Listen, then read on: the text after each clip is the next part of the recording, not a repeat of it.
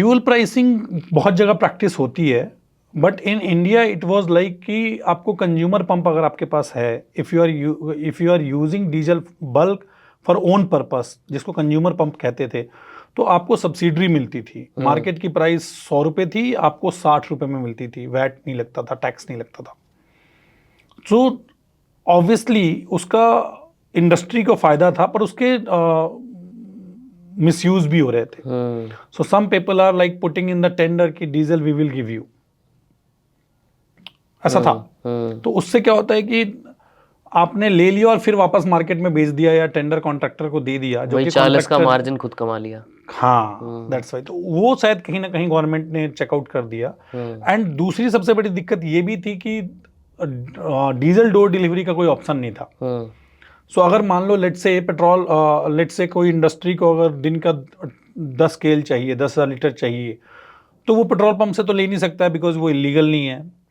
अब वो या तो बल्क में ही लेगा, डिपो से ही लेगा, तो फिर उसको सब्सिडरी या सरचार्ज कुछ तो करना पड़ेगा, because that is transfer directly tanker to the petrol pump.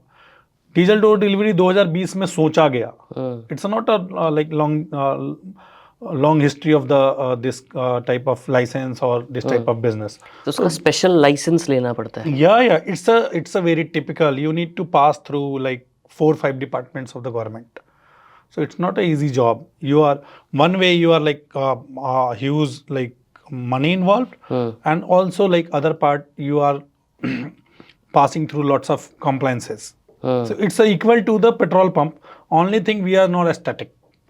आपका फिजिकल आउटलेट नहीं है, बट आपके पास भी एक डीजल एट होम डिलीवरी का एक लाइसेंस पूरा है। लाइसेंस है, that is under governed by the MOPNG। But क्या आप भी पेट्रोल पंप खोल सकते हो? नो, आप so नहीं खोल it's सकते।